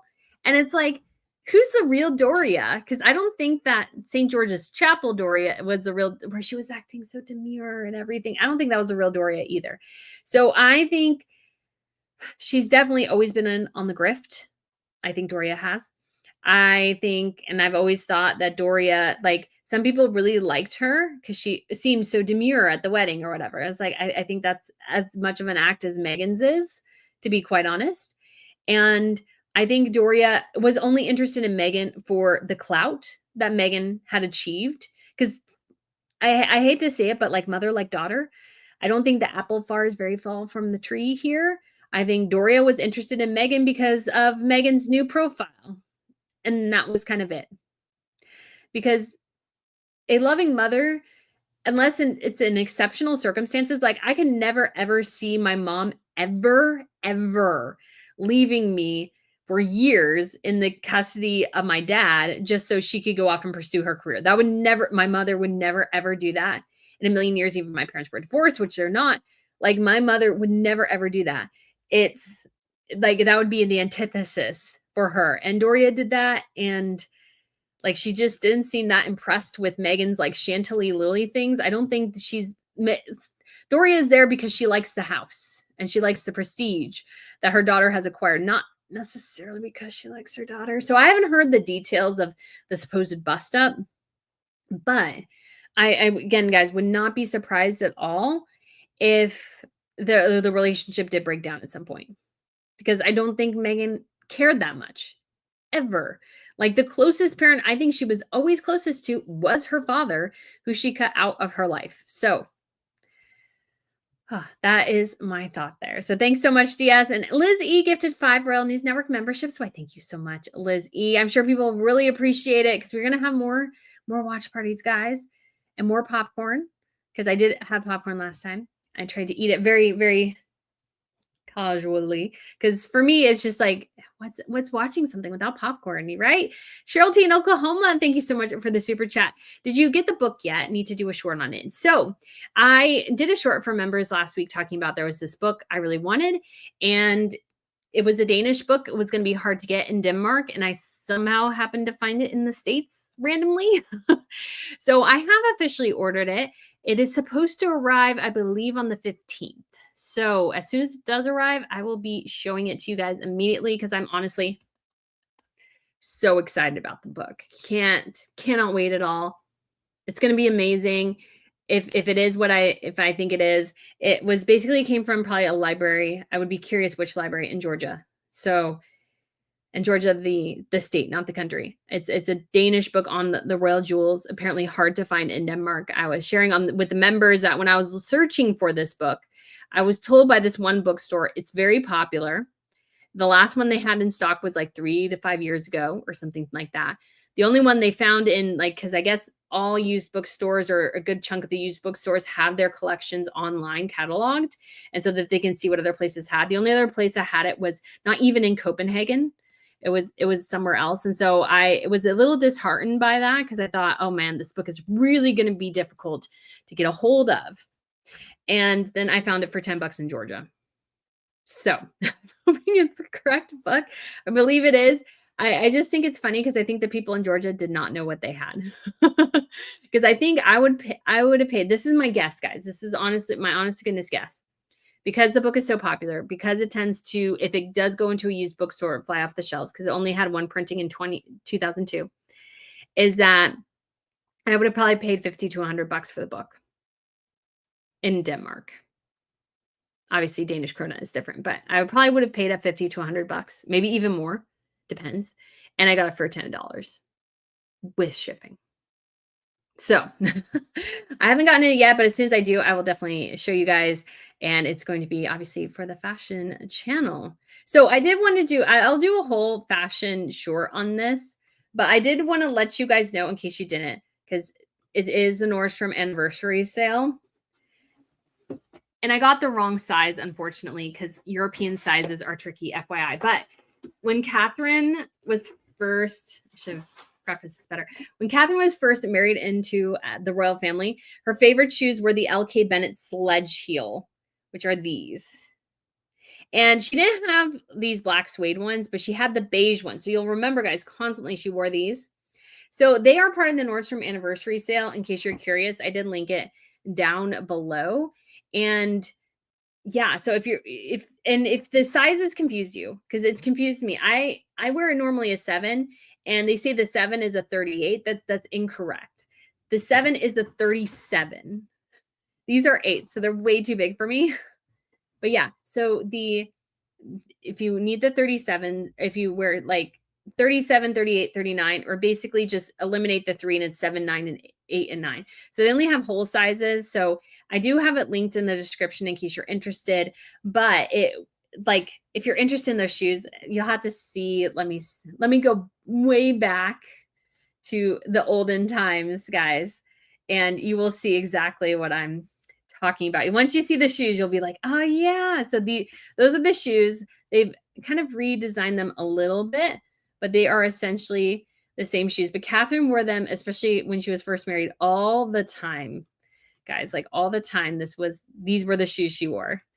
And I'm just trying to find really quickly here a picture to show everyone. Basically every event, it got to the point where it was like, for those of us who kind of were in royal watching, it's like it got a bit annoying because it's like, is she ever going to choose a different shoe? So this is way back in the day, but they're pretty comfortable from what I remember. It's just, I have to show them. But guys, there you go. There she is wearing them. This is back in 2011.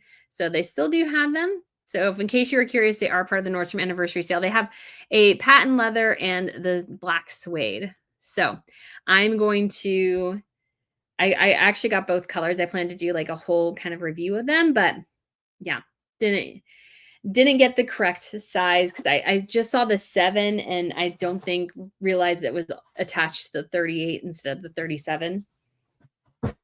But in case you're curious for European sizing, that is what for some reason, the American sizing is off, in my opinion. The Looking Glass channel with Alice. So we're mostly done with most of our bits. So for this last minute, I'll just kind of try to see some of these questions here. Through the Looking Glass channel with Alice says, I honestly believe Harry we have seen for the past 5 years is a real Harry. The royal family protected his image before, and this is the man he always was and will always be. So I think this was an aspect of him, yes. But do I think it was him? Probably not. I think everything that he's had has been magnified by Meghan and, being with her. I don't think this was always Harry's base, in my opinion. So Opinion says Harry and Meghan that later went to NYC got almost presidential security. So in some way, fake paparazzi chase got them what they wanted. Very true. Very true. Lemon Trifle said the royal family have always been worried about Harry. That's why they've resisted doing anything drastic. I would agree with that. August Blue says, Biltmore at Christmas. Amazing. It is. Fiona says, yay, I did it. Was a battle, but I'm here. Love your post, Brittany. Why, thank you so much, Fiona. So glad that you became a member. Life's Better with Pizza said, Harry talking about them may end up attracting people that way inclined, so he should really shut up and stop reminding the world to tell them why he's a target. Yeah, people wanting to harm him. Yeah, I almost feel like he wants something to happen to himself and his family. It's kind of unfortunate. Kay says, I live in Manhattan. The only chase that I could have experienced is a bike chase on the sidewalk for 5 minutes before being arrested. Margaret says, Harry is very, very dumb. He's not the brightest. He's not. Bobby says, I tried to watch The Windsors once before and couldn't sit through it. British humor, maybe. I'll have to try again. Yeah, so it's kind of, I really like satire, guys. That's probably actually some of my favorite movies and TV shows are related to satire. And so you kind of have to let it fester a little bit. And some of it you'll go, oh, this is dumb. But that's kind of the fun of it. So I'm somebody who generally, I just like fun. If I need to read serious things, I'll read serious things. But when I watch something, I just want to have fun. And I do find The Windsors to be rather fun. And some of it is really spot on. They do have Pippa a lot in there, which I find really odd because the Pippa thing doesn't match at all. But I can totally see where they're going with Catherine, where they're going with William. Because actually, William, they show him pretty much the entire series being so very earnest. That's his thing. Because satire is about magnifying something. Sometimes like a feature of somebody or an institution or whatever. So for William, they really, really magnify that he's just so earnest and so wants to serve the people, and he almost overdoes it. You will be, I guess, happy to know maybe that they never show the Queen or Prince Philip. They don't ever have caricatures of them. So I think there's a level of respect there for sure. Stephanie says that piece sounded like it was copy and paste pay to play straight from that Sussex team wrote. Yeah, it definitely does. It definitely does. It was definitely like pay to play type thing. Yeah. Tam Fifth says no marriage is 100% happy all the time. That is true. That is true. Everybody goes through challenges. Yes, Lizzie says there's a documentary where I can't remember the historian name sits down with the Queen and the crowns to discuss. Yes, I have seen that. And it is actually a great one. I think it's done through the Royal Collection Trust. So this was a very much a authorized interview. So it was cool to see her, I don't want to say play, but she like moved one of the crowns a bit and stuff like that. And yeah, it was kind of cool to see that for sure. JGH says, I love the Windsors. So funny. They are very funny.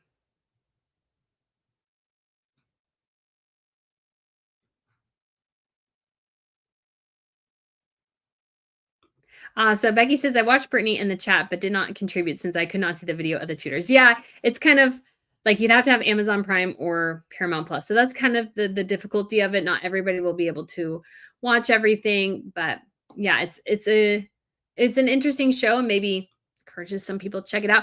Priyanki says Doria would never leave Meghan. She's a freeloader living off Harry and Meghan. She has no job. So that I don't know, but I do think that Doria, again, is fully in on the grift with Meghan, and she's willing to grift, but she might not be willing to grift forever and fully like, hey, you're not giving me enough of what I want out of this to leave.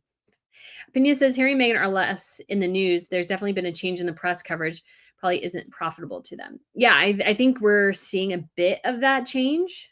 And so but I think it's almost to where so many people are complaining about them that it's almost overwhelming. And yeah, people still react to it. Of course they do, but we'll see where things go in the future. Life's Better with Pizza says, love your channel. Happy to catch a live. Rich says this was so funny. Water says she only brought her mom in to help with the race card. Doria left her family for 10 years. Yeah, I can see that a bit. Princess Goose says Meghan needed some family with her by her side. She knew she could control Doria better than she could any other families. I don't know if it's control is the right word, but I think she was like, Doria would be willing to do whatever Meghan wanted her to do because she wanted the prestige and money too. That's my thought anyways. Lofty says, Brittany, to write Coronation Street and ask permission and their help to show the episode, it'd be free marketing for them. Yeah, we'll see. Texas Kit Kat says, Brittany, you make our Saturday morning start with a bang. Slay all day Saturday. Why, thank you. Why, thank you. Kay says, oh, it's on Prime.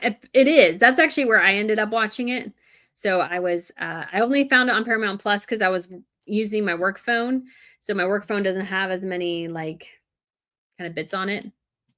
Lady Aviator says, I see a little girl in Meghan who's still craving her mom's time, attention, and approval. I agree with that. Yeah, she definitely wants her mom's attention.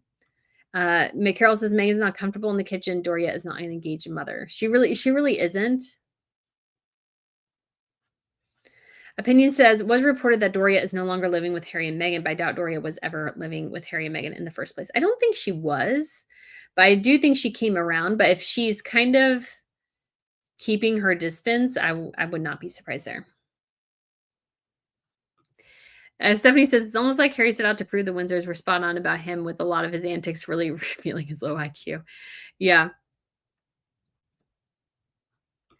Yeah. Margaret says the reaction of Doria speaks volumes. Most moms would say lovely. Yeah. So Meghan has never struck me as very motherly, and neither does her mother. Her mother does not strike me as motherly at all. So yeah, very different. Lizzie says that video made me think of my reaction to something my 5 or 8-year-old goddaughters made, and I'm trying not to spit it out. I can see that. It was not very, and especially with knowing the camera's on and stuff, and Meghan's like so eager to have a positive feedback, and Doria goes in for the second thing, but just like, and you can tell, so that the power dynamics there are actually kind of interesting, but because Doria is actually the one controlling the situation, really, because she's the one not giving Meghan the reaction she wants. So, I mean, again, this is very small interaction. You can't tell a whole relationship based on this. But what I think is Meghan has always been desperate for mommy's love and approval, never really ever got it. Mom is distant, not really engaging. Doria likes Meghan's money and privilege, but I don't think cares about her that much. And again, my personal opinion. And so she's just there to piggyback off her daughter. Her daughter's piggybacking off her husband. I mean, again, a lot like mother, like daughter. Neither one of them strike me as very motherly. And I didn't see a lot of motherliness in that interaction at all. I just saw, like, Doria could have been literally like an assistant to Meghan. Although the assistant would have been a bit more engaged. Ritz says Doria's staged pictures where she's holding a baby with a perfectly placed drool cloth over her shoulder are a dead giveaway to me. Not buying any of it. No, not really. Not really, no.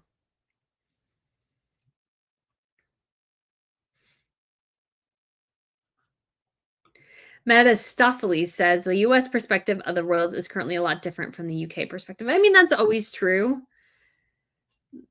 That's always true. But yeah, but I think the US perception can bleed over into the UK perception in some ways. Carte Blanche says, my mom would say it's delicious even if she hated it. Yeah, that's moms. That's moms. Doria, like when Meghan was asking, did it taste this? And Doria was like, I'm just gonna take another scoop. Meghan was just like, Mom, please say something nice to me. Clyde says Doria could write quite the book. Yikes. Priyanki says Meghan is Doria's only child. Still, their rapport looks like they're neighbors. No mother-daughter vibe. No, not at all. Laner says she admitted she planted the race card into Meghan's brain. Yeah. Steve Ash says it may not be a bust up. She has her life. Maybe she just wants to go back and catch up. Could be. Tam Fitz says, Arnon, I like when you interact with us. Why, thank you. Thank you. DS says Doria could write a book, tell a book on Meghan if the relationship is over. Now that would be a good read. That would be fascinating. Doria would be willing, I think, again, my personal opinion, would be willing to take the paycheck for that. Raymond, seems like Meghan is looking for Doria's approval and Doria doesn't give her the approval that she's looking for. So there's a disconnect between them.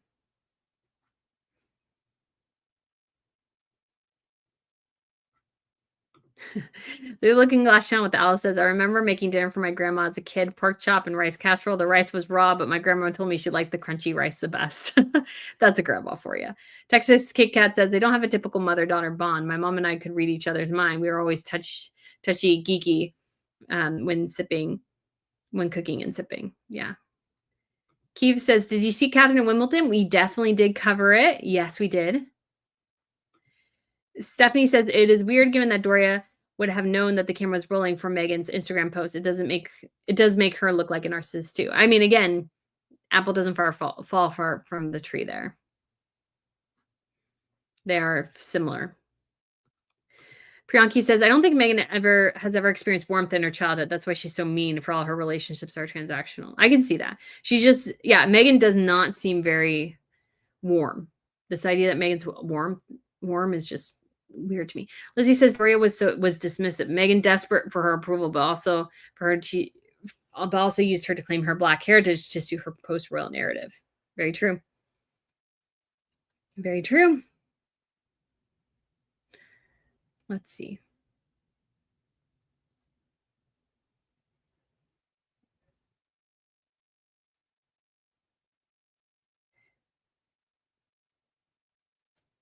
Clifford said, what's the name of the book? I don't remember it off the top of my head.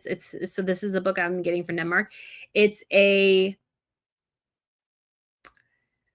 Danish. So I don't actually remember. It's kind of tricky. So Rich says her style when she was a young duchess was so different from today's sky-high stilettos. Very true. Although the pumps were pretty high, but yeah. So Opinion says is a 38. She says not a size 5. So yeah, there's different UK sizes too. So when I'm talking women's US. So women's US, I wear a 7. So I would wear a 37 European generally. So yeah, it's just kind of all over the place. But yeah, I don't know why, but for some reason I find Americans, like for Birkenstocks too, I wear a 37 Birkenstocks because that's a size 7. And they put the 37s and they mark it as a 6. I'm like, it's not a 6, that's a 36. I'm like, I don't know why they do that. I don't know why they do that. Oh gosh. Carte Blanche says, is the Windsors on YouTube? No, it was on Netflix. So Maggie says, I watched part of the Windsors a while back. It was so funny. I'll have to go back and watch. Yeah, it's funny. I really want to find the coronation episode because there is one on that. And I could not find it. So I don't know where it's. If you have a, let's see. I have Apple, if you haven't the Apple TV app, you can just search for a show and it'll tell you where all the options to watch it are. Although it's not, the Windsors, it's not coming up. Oops, nope, that's not what we want. I wonder if they're not even sure. I would be so bummed if it's because it's all about licensing, guys. So sometimes things are not licensed anymore.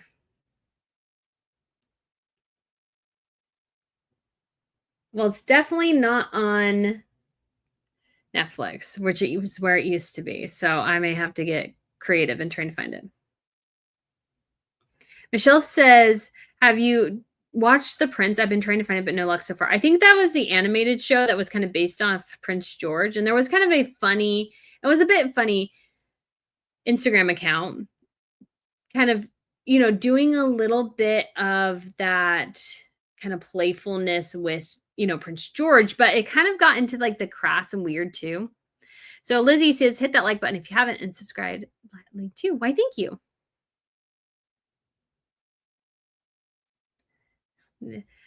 Spice Rack says, I love hallmarks at the Biltmore that shows some of the spectacular rooms at the Biltmore. It does. Yeah. If you guys never been to the Biltmore, again, it's in Asheville, North Carolina.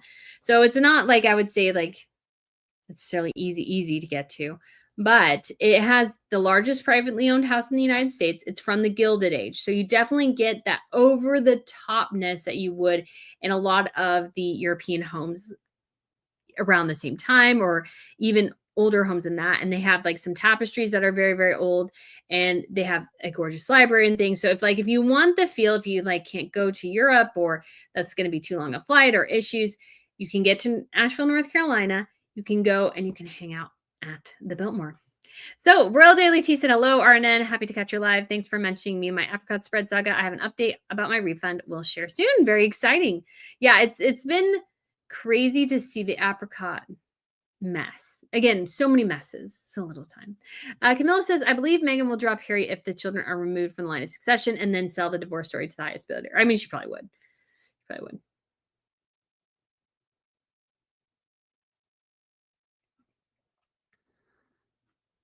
So, Bertassa says, Brittany, more watching the Tudors again would be great. Yeah, we'll see. So, like, I did two episodes, and that ended up being a really long time. So I was like, should I do that again or not? Because it just was so long. So, Stephanie says, journalist Richard Eden said he's turned off notifications off for Meghan's Instagram because they were coming so much all the time, implying about unnoteworthy boast. Yeah, I mean, that's almost a little silly because she wasn't even posting that much. I would say that, but like I stopped posting about them too on X, and I like see them when I open up Instagram because there's just almost nothing to talk about. There's just nothing to talk about. There's nothing there. There's nothing there. All right, guys. Texas Kit Kat says, isn't the Biltmore where they had the ducks? I've heard of ducks. I do not know. All right, guys. So we will go ahead and wrap up the Saturday morning live stream. I hope you guys all enjoyed it. And and have a wonderful Saturday yourself. I feel like I'm a little scatterbrained today. It's one of those days. So guys, thank you so much though for tuning in. I hope you enjoyed it. And check out the link in the description to the sled shoes if you're interested. And Lady Aviator says Meghan will divorce Harry in 2 to 3 years. She's letting him dig his own grave with his court cases, books, mental issues. He's royally screwed. Yeah, and she may take him for everything. She may take him for everything. So we shall see, guys, again. Thank you so much. Hope you enjoyed it. Have a lovely afternoon, evening, morning, wherever you are. And I shall talk to you again very, very soon. Bye.